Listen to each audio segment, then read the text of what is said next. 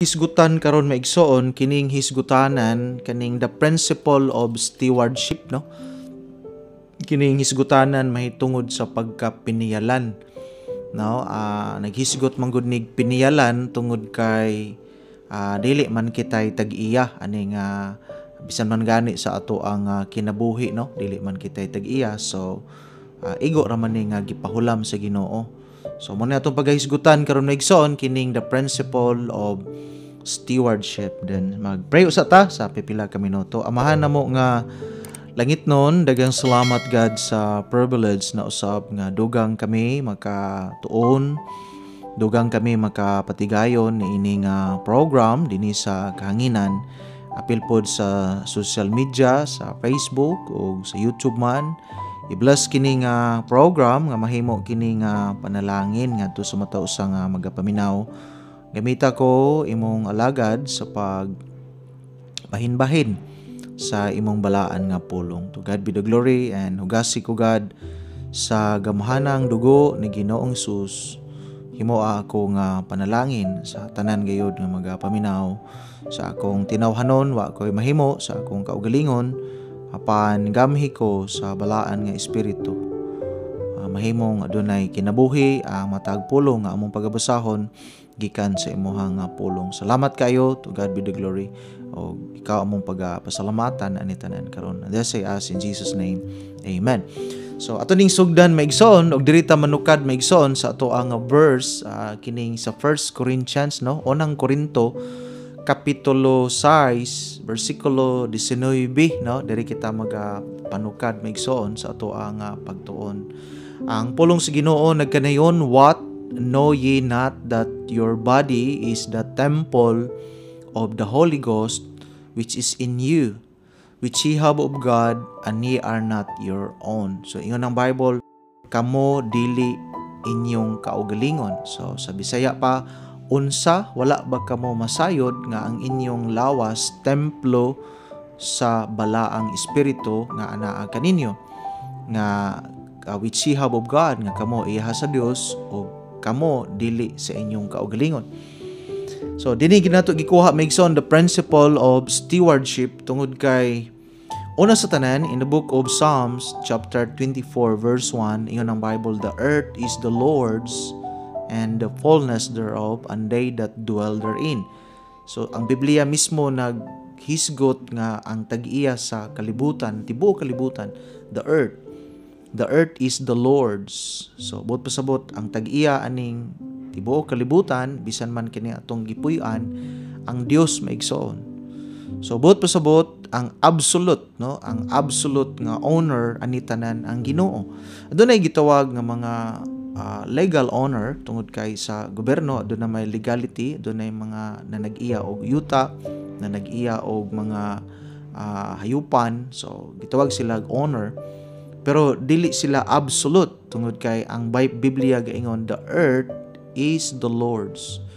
So ang tag-iya ani maigsoon ang Ginoo on the basis that God made it. So gibuhat sa Ginoo ang kalibutan, and God caused it nga adunay mugawas, adunay kalibutan.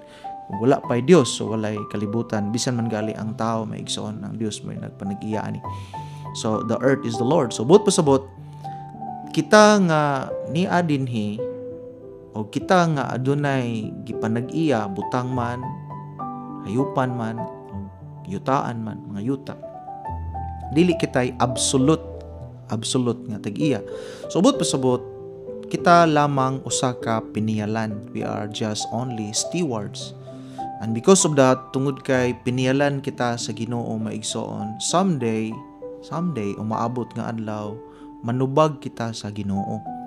Dili naman ta manubag kung kita ra mismo ang tag-iya, tungod kay dili man kitay tag-iya ani igo ra man ning gipiyal sa Ginoo, mao kana nga manubag kita, no? Manubag kita kung giunsa nato ni paggamit, giunsa nato ni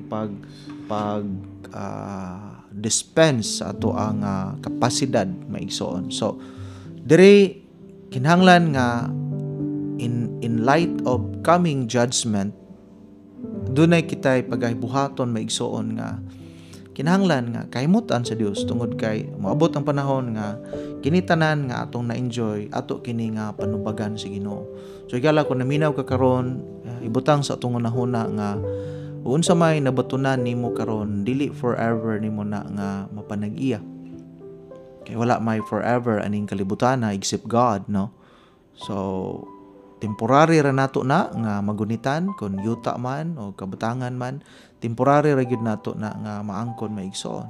And the second is someday manubag kita ana sa Ginoo. We will give account to God tungod kay pinialan ra man ta.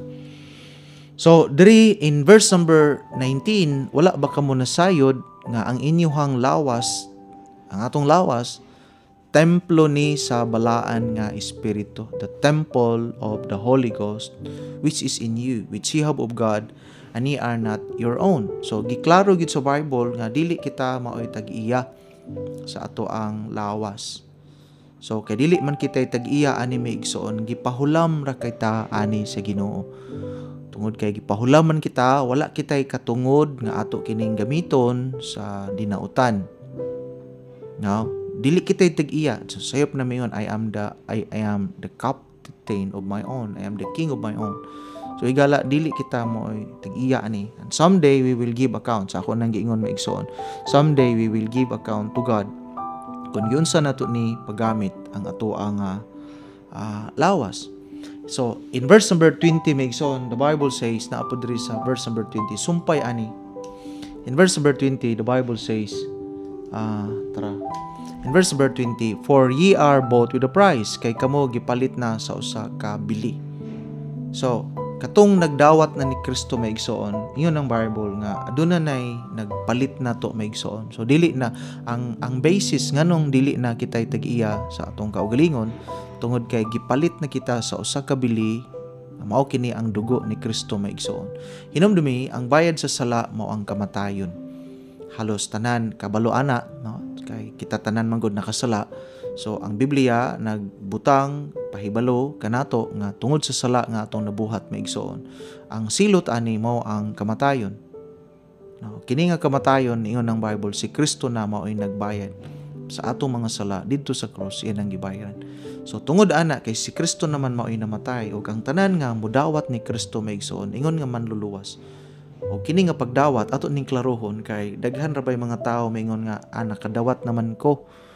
Ako namang nadawat ngani kaganiha doon ako'y na sangyawan matud pa niya nga ako namang gidawat si Kristo, no? Bata pa ko, ako nang nadawat. Pero ato ning gi-qualify tungod kay ang tinud-anay nga nagdawat ni Kristo mo resulta kana og kasiguruan sa kaluwasan.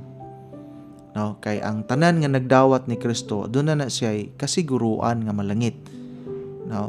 So kung wala pa ikaw kasiguruan unya matud mo nagdawat na ka, basin dili na mao nga pagdawat kay daghay assumption karon nga pagdawat mao ni buhaton aron madawat si Kristo, pero dili mao base sa Bible. So ikaduha, ang ilhanan sa tinuod nga nagdawat ni Kristo adunay kausaban sa kinabuhi.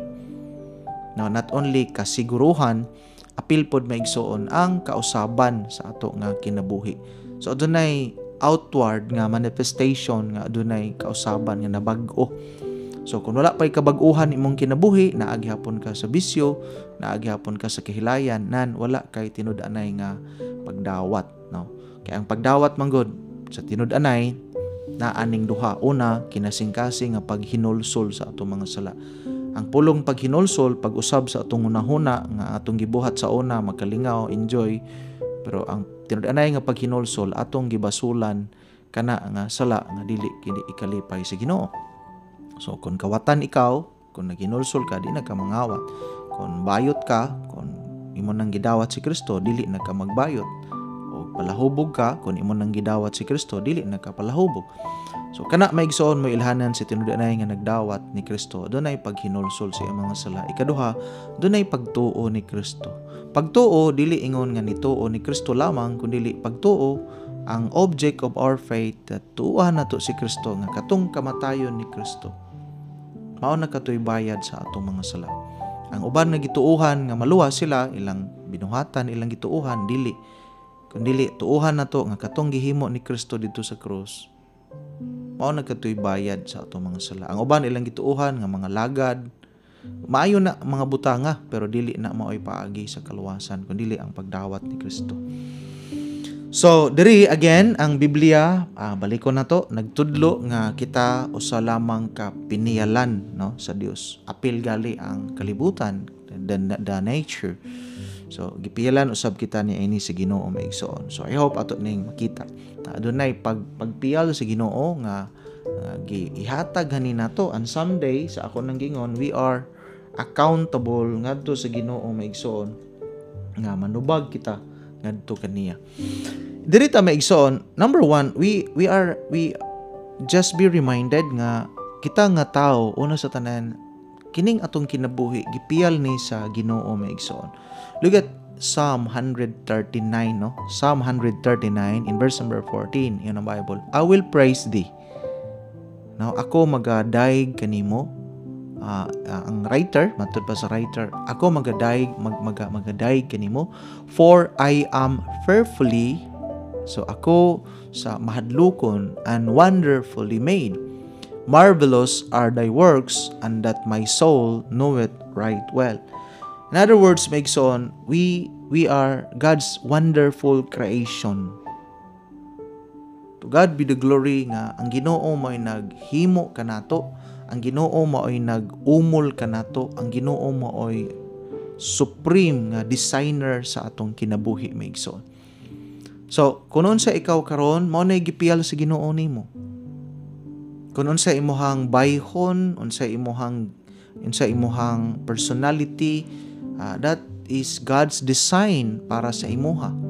Kung babae ka, then babae ka. Kung lalaki ka, lalaki ka. Ayaw usba ang design sa Ginoo sa imuha. And I believe wala dili masipyat ang Ginoo.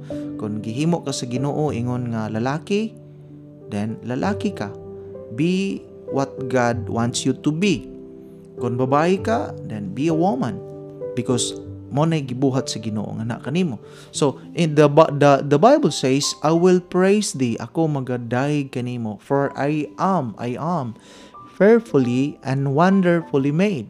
So gibuhat kita sa Dios nga kahibulungan kayo maigsoon, labaw sa mga mananap, labaw sa mga tanom ug isda, langgam.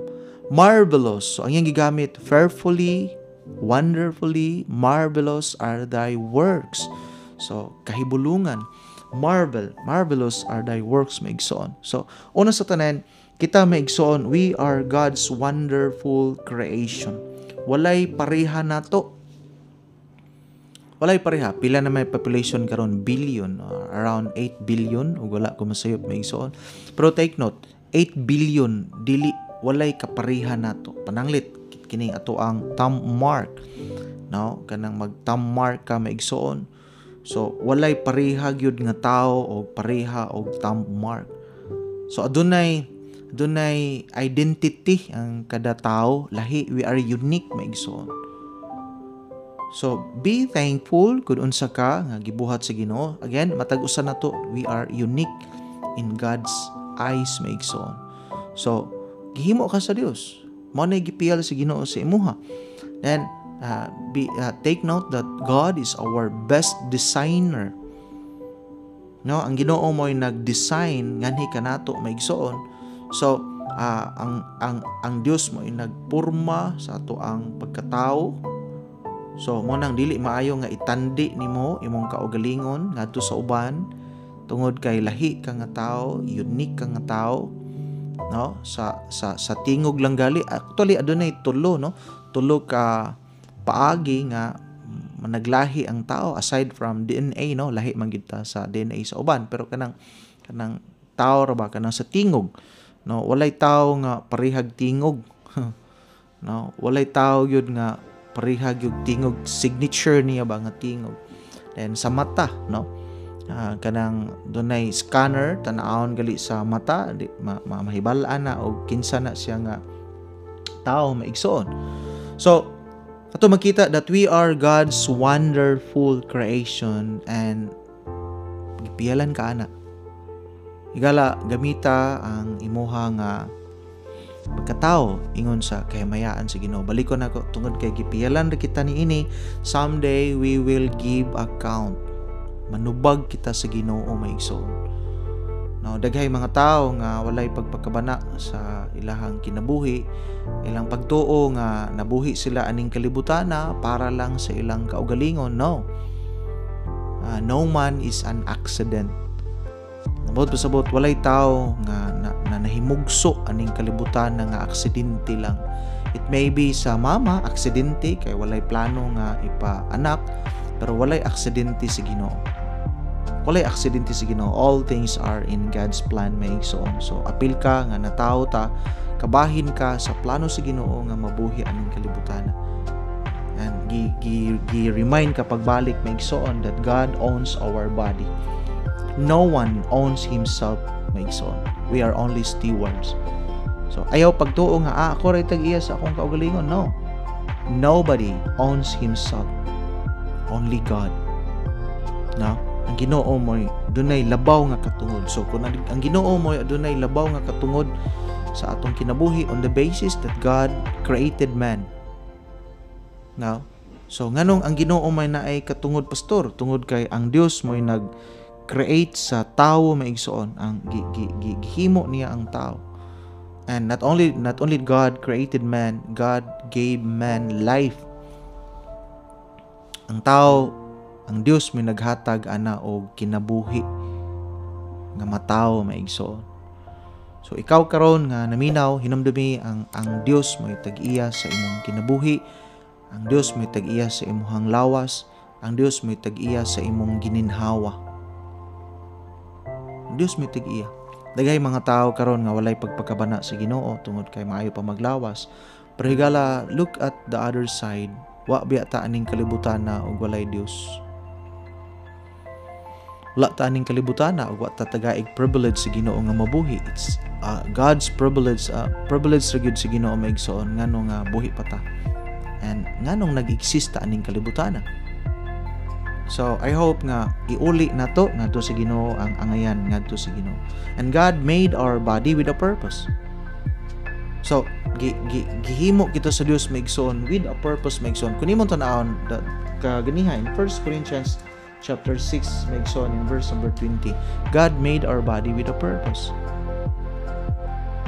Now, wala ka gibuhat sa Ginoo to satisfy your desire, to satisfy your appetite, no.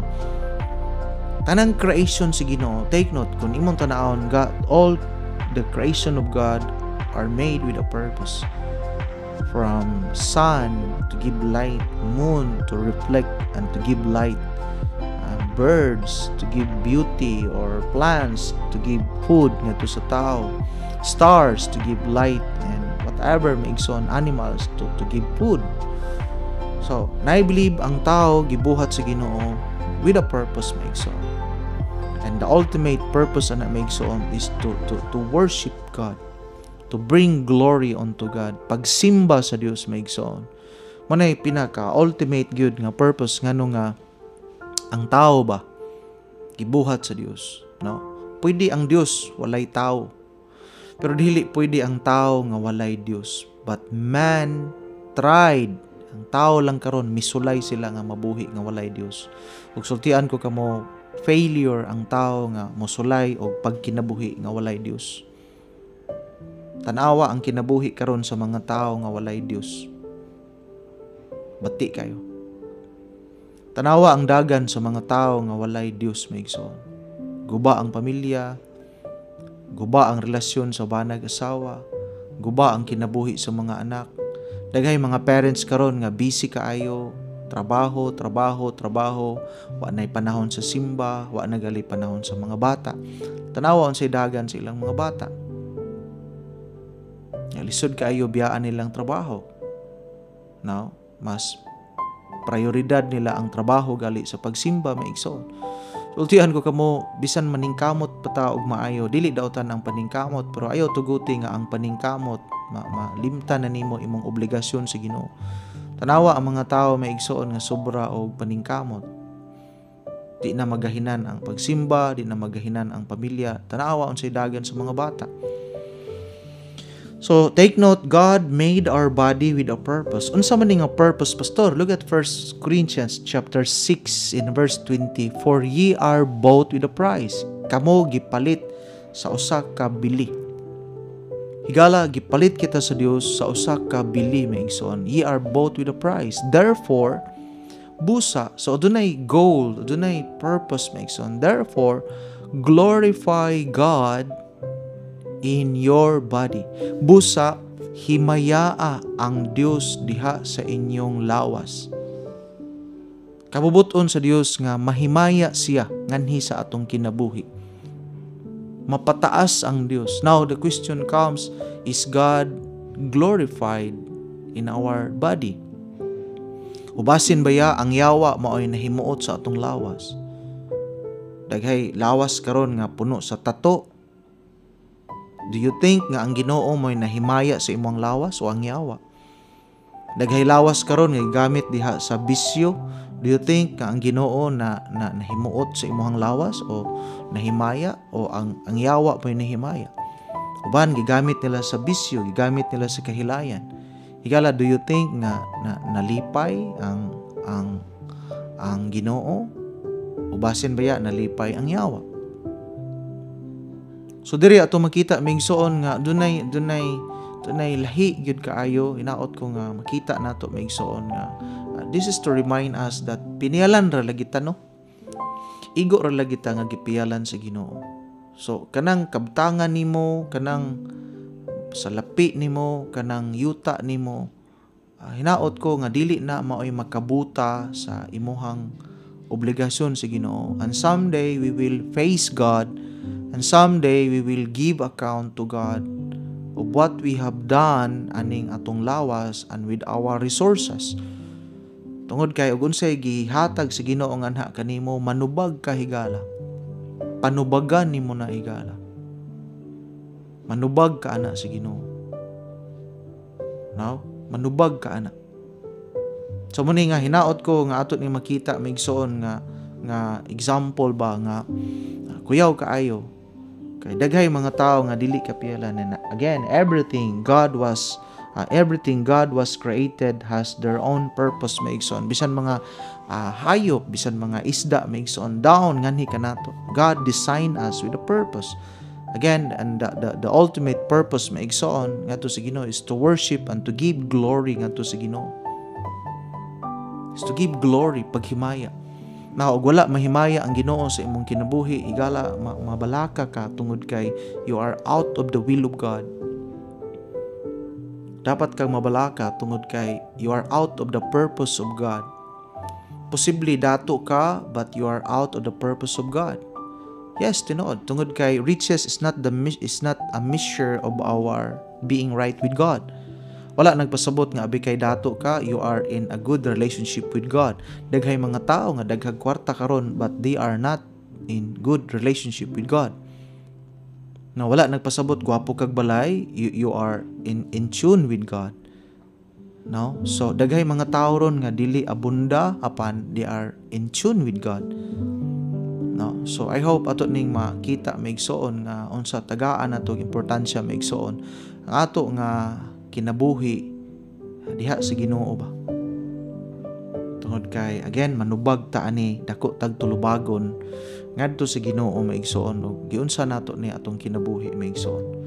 So in 1 Corinthians chapter 6 also in verse number 13 dunay klaro kaayo diri nga unsay purpose, no? Again, God made our body with a purpose because God entrusted ani nganhi nato, and someday we will give account. Someday manubag man ta ani sa Ginoo. So diri atong makita maigsoon nga dunay katuyuan ang Ginoo, dunay giya ba ang Ginoo saon nato ni. In 1 Corinthians maigsoon chapter 6 ang atong lawas dili ni para sa fornication, pakighilawas. Daghay nahitabo karon nga walay kaminyoon apan adunay pagpakighilawas tali sa babae ug sa lalaki. Higala, God designed marriage as honorable.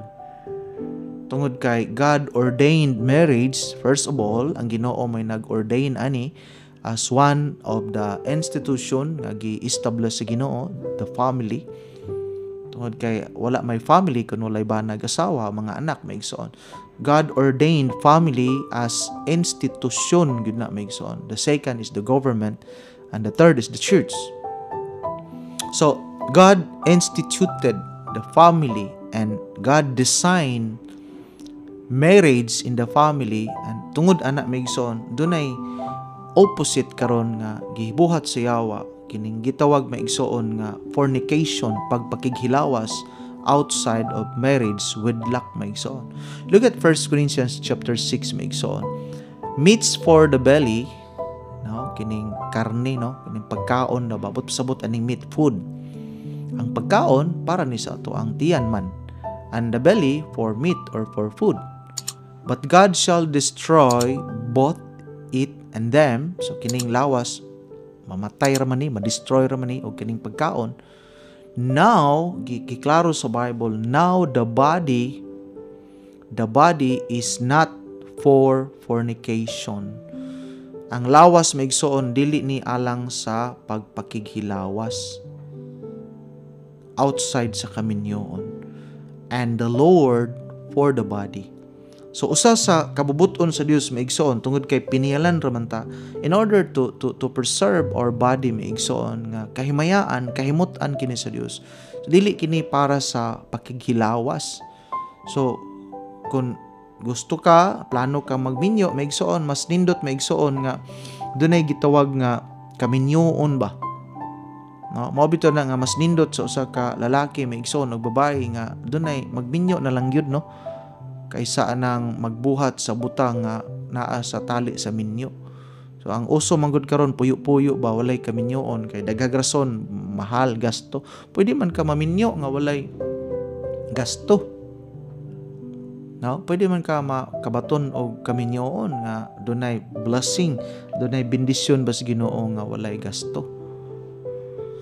So in 1 Corinthians chapter 10 or in chapter 6 verse number 13 una, now the body, kini atong lawas maigsoon, now the body is not, dili gid ni para sa pagpakighilawas. Igala tingali mong kinabuhi karon naa ka ani, pero ako kang hangyoon igala mas nindot nga you start right with God. Sugod ka og sakto ba sa kaminyoon, mo nay pagsugod nimo og sakto. Dili kay you started wrong and for sure you will end up wrong gyapon. But when you start right with God, you end up right with God also. So alang sa mga naminaw karon nga wala pay kaminyoon, gidasig ko kamo nga dunay may di man gasto, doon na may kasal gali sa mayor, no, doon na may public wedding nga pagkahimuon walay bayad, ang uban pagali mao pagali nay makadawat ang kaslon. So galaon sa tanan ang pagpakigrelasyon manggod sa Ginoo, mao ni ang pagsettle nimo ba sa imuhang kaugalingon sa Ginoo. You cannot be right with God when you cannot fix right also your situation with God. So in 1 Corinthians chapter 10, madin ni maigsoon in verse number 8. Matod pa din ni 1 Corinthians 10 verse number 8. Neither let us commit fornication. Dili kita maghimo og pagpakighilawas as some of them committed. Panahon magud sa Old Testament dunay naka-commit og fornication and fell in one day 3,20,000. 23,000 ang gipatay sa Ginoo. Fornication is a serious maigsoon in the sight of God. Daghay kinabuhi nga nahimong miserable. Tungod kay sa kaminyoon magud adunay public nga blessing sa officiating minister, adunay public blessing sa ginikanan. Mabito na nga sa di pa magminyo adunay panugot sa ginikanan. O yun ba nga magminyo kini nga anak, di ba? Dunay public nga blessing. So yun ana maigsoon. So I hope makita ni ba nga unsa di ay ka-importante ang kaminyoon. So ayaw pagduha-duha, kinahanglan nga settle nimo. So miyon ka mga lagad ko sa Ginoo, mga lagad ka sa Ginoo niya, wala gali ka magminyo. So minyo ha, I'm talking about minyo katubang nag-ipon na ba. No. Wa ako mag-ingon nga magdali-dali mugminyo na wala. So I hope ingon ana migsoon dili ingon nga agi dali-dali mi ni pastor og minyo, no. So I'm talking about katong mga tao nga naghimo na sa usa ka butang nga ibuhat lamang sa usa ka minyo. So kinahanglan ni migsoon. So ngano man ni pastor tungod kay God hates fornication. Pinialan ra man kata. No, dishonesty man sa mata sa Ginoo migsoon nga naghimo kag relationship with a wrong start ba. God hates fornication like as He hates idolatry. Pila ka buok patay? 23,000 because of this kind of sin. Neither let us commit fornication. Fornication, ayaw daw ani. Neither let us not commit fornication, as some of them committed and fell in one day 320,000. 23,000 ang gipatay sa Ginoo migsoon. Kabalo mo, fornication not only destroys relationship. No, but it also affects our relationship with God.